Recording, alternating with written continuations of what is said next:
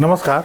इस अंक में आप सभी का बहुत बहुत स्वागत है। 1 अप्रैल 2010 को पूरे भारत में RTE एक्ट 2009 लागू हो गया, केवल जम्मू एंड कश्मीर को छोड़कर। इस अधिनियम के तहत NCTE को 3 महीने का समय दिया गया था कि वो शिक्षकों के लिए न्यूनतम योग्यता का निर्धारण करे, और NCTE ने 23 अगस्त 2010 को इस संबंध में नोटिफिकेशन जारी किया। उस नोटिफिकेशन में पहली बार शिक्षकों के न्यूनतम योग्यता के रूप में टेट को जोड़ा गया और उसे आवश्यक बना दिया गया। 23 अगस्त 2010 के नोटिफिकेशन में शिक्षकों की न्यूनतम योग्यता क्या होनी चाहिए, इस नोटिफिकेशन से पहले नियुक्त शिक्षकों की योग्यता और इस नोटिफिकेशन से बाद नियुक्त होने वाले शिक्षकों की न्यूनतम योग्यता के बारे में विस्तार से चर्चा किया गया है। इस नोटिफिकेशन में भी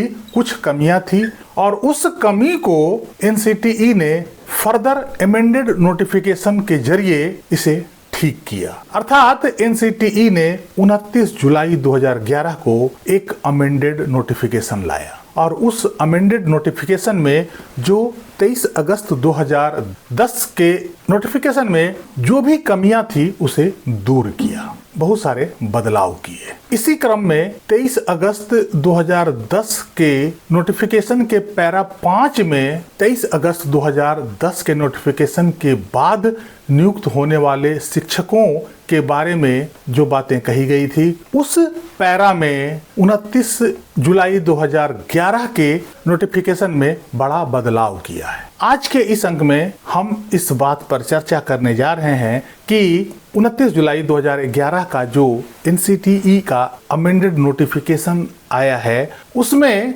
इस नोटिफिकेशन के बाद नियुक्त होने वाले शिक्षकों के बारे में क्या कहा गया है और यह 2010 के नोटिफिकेशन से कैसे भिन्न है, इसमें क्या क्या बदलाव किए गए हैं। पूरी चर्चा को ध्यान से और अंत तक देखिएगा, एक एक बात स्पष्ट रूप से समझ आ जाएगा। 29 जुलाई 2011 का जो NCTE का अमेंडमेंट नोटिफिकेशन है, उसका पैरा 4 यह कहता है कि For para 5 of the principal notification, the following shall be substituted, namely। अर्थात for para 5 of the principal notification, यानी 23 अगस्त 2010 के नोटिफिकेशन का para 5, the following shall be substituted, अर्थात उस पैरा को इस पैरा से सब्स्टिट्यूट कर दिया गया है।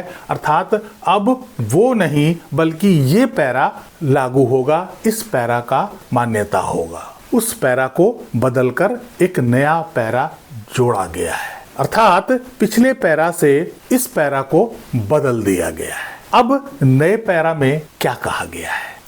इसमें 2 पैरा हैं, अर्थात 23 अगस्त 2010 के नोटिफिकेशन के पैरा 5 में केवल एक ही सब पैरा था, जबकि 29 जुलाई 2011 के अमेंडेड नोटिफिकेशन में 2 सब पैरा बनाए गए हैं, सब पैरा A और सब पैरा B। सब पैरा 5A का टाइटल यह कहता है कि teacher appointed after the date of this notification in certain cases, अर्थात इस नोटिफिकेशन के बाद कुछ स्पेशल केसेस में जिन शिक्षकों की नियुक्ति हुई है उसके बारे में 5 के सब पैरा A में क्या कहा गया है। यह पूरी तरीके से वही कहा गया है जो 23 अगस्त 2010 के पैरा 5 के नोटिफिकेशन में लिखा गया था।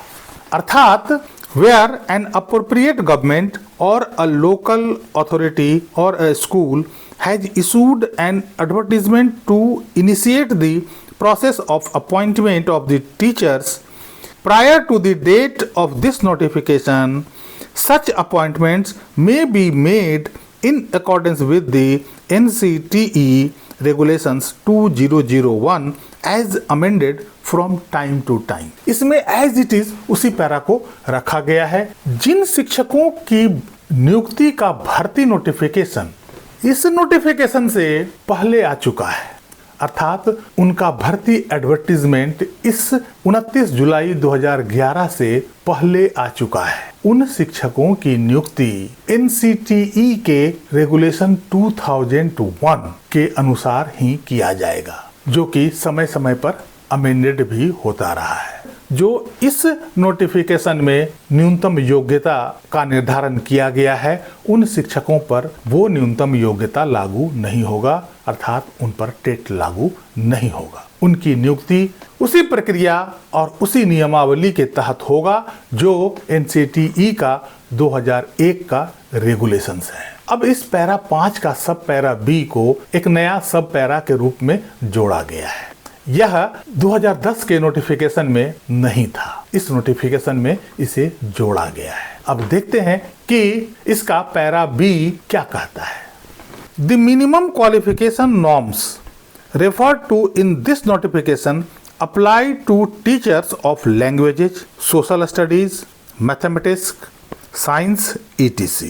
अर्थात जो मिनिमम क्वालिफिकेशन नॉर्म्स हैं जो इस नोटिफिकेशन में कहा गया है, वो केवल और केवल उन शिक्षकों पर लागू होगा जो लैंग्वेजेज के शिक्षक हैं, मैथमेटिक्स के शिक्षक हैं, सोशल स्टडीज के शिक्षक हैं और साइंस के शिक्षक हैं। अर्थात इस नोटिफिकेशन में जो भी मिनिमम क्वालिफिकेशंस की बात की गई है वो केवल इन शिक्षकों पर ही लागू होगा। In respect of teachers for physical education, the minimum qualification norms for physical education teachers referred to in NCTE regulation dated 3rd November 2001 as amended from time to time। वैसे शिक्षक जो फिजिकल एजुकेशन दे रहे हैं अर्थात PT teachers के लिए minimum qualification का जो नॉर्म्स है उन पर इस नोटिफिकेशन का नॉर्म्स अप्लाई नहीं होगा, बल्कि उनके ऊपर NCTE का 3 नवंबर 2001 का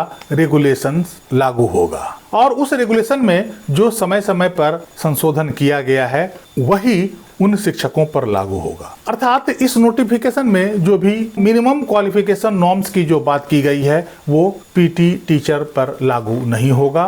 PT टीचर के ऊपर मिनिमम एजुकेशन का वही नॉर्म्स लागू होगा जो 3 नवंबर 2001 को NCTE द्वारा जारी किया गया था और समय समय पर उसमें संशोधन किया गया था। इसके अलावा इस सब पैरा में यह भी कहा गया है कि for teachers of art education, craft education, home science, work education etc. the existing eligibility norms prescribed by the state governments and other school managements shall be applicable till such time the NCTE lays down the minimum qualifications in respect of such teachers।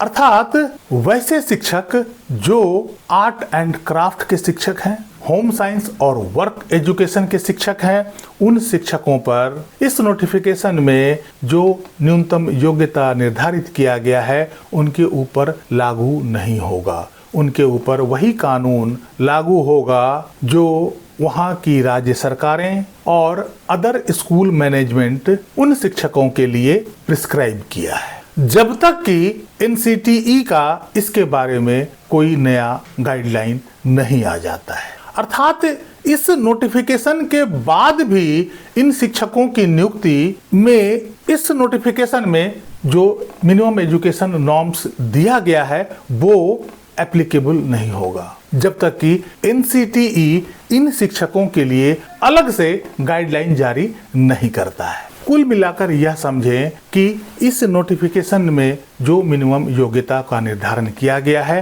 वो केवल language, social science, maths, science, social studies के शिक्षकों पर ही लागू होगा और physical teachers के respect में यह कहा गया है कि उनके ऊपर NCTE का 3 नवंबर 2001 का जो मिनिमम क्वालिफिकेशन का नॉर्म्स है वो लागू होगा और जो शिक्षक होम साइंस के हैं, आर्ट एंड क्राफ्ट्स के हैं, वर्क एजुकेशन के हैं, उन शिक्षकों पर भी इस नोटिफिकेशन में दिया गया मिनिमम क्वालिफिकेशन अप्लाई नहीं होता है। उन शिक्षकों के लिए वो नॉर्म्स अप्लाई होगा जो स्टेट गवर्नमेंट में ऑलरेडी चल रहा है या स्कूल मैनेजमेंट के तरफ से डिसाइड किया गया है, जब तक कि NCTE द्वारा इस संबंध में कोई नया गाइडलाइन नहीं आ जाता है। कुल मिलाकर हम यह कह सकते हैं कि फिजिकल एजुकेशन के टीचर, होम साइंस के टीचर, आर्ट एंड क्राफ्ट के टीचर, वर्क एजुकेशन के टीचर और होम साइंस के टीचर के ऊपर टेट लागू नहीं होगा, चाहे उनका भर्ती एडवर्टीजमेंट इस नोटिफिकेशन से पहले आया हो या इस नोटिफिकेशन के बाद आया हो। जब तक कि एनसीटीई इन शिक्षकों के लिए कोई नया गाइडलाइन जारी नहीं कर देता है या इन शिक्षकों के लिए मिनिमम क्वालिफिकेशन अलग से डिसाइड नहीं कर देता है। उम्मीद है कि आप लोगों को यह बात समझ आ गई होगी। यदि कोई कंफ्यूजन रह गया होगा तो आप कमेंट बॉक्स में अवश्य लिखिएगा। इस अंक में यहीं तक। कैसी लगी जानकारी कमेंट करके जरूर बताइएगा। वीडियो को लाइक कीजिएगा, चैनल को सब्सक्राइब कीजिएगा। मिलते हैं अगले अंक में, तब तक के लिए जय हिंद, वंदे मातरम।